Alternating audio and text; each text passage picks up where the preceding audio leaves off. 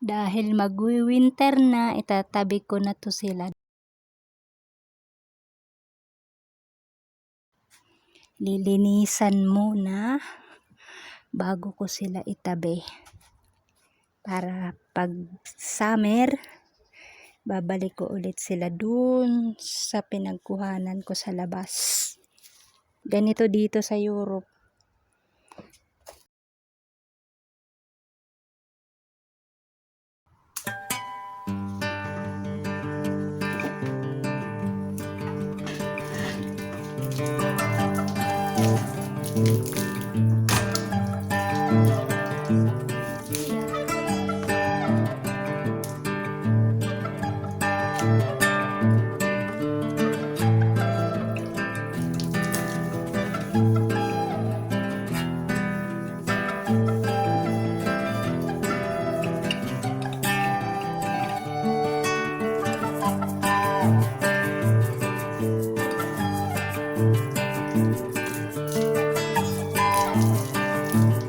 Yung likod guys, hindi ko po siya nilinis or hindi ko siya hinugasan kasi para siyang parang paper, parang ganon.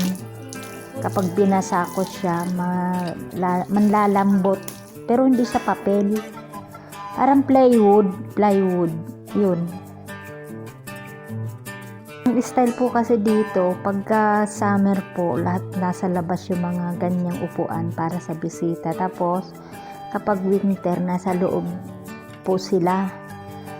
Bale yung mga gamit sa labas, tinatago namin, lalagyan ng plastic, itatago sa storeroom para pag summer, saka ulit siya ilalabas.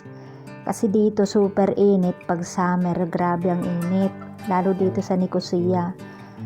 Dito sa pagka winter, super lamig, ayun, ang pusa, nakita nyo? Nakikiosyoso yung pusa. Want to help me? No, don't drink that. It's sabon. Sabon! Here is your water. Here. Here. Here. Here. Here.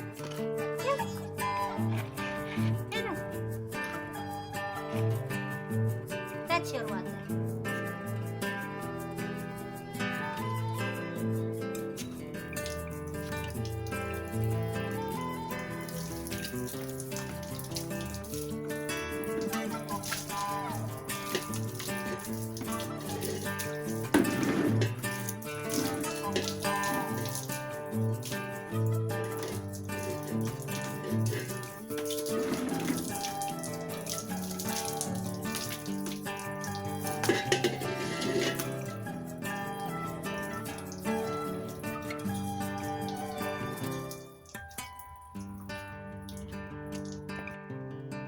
Ayan guys, sasampay ko na siya. Joke. Paanohin ko lang siya, dadry ng konti. Tapos papasok ko na siya sa loob ng bahay. Yan, dyan lang yan. 20 minutes. Thank you guys for watching. Bye! Have a wonderful day!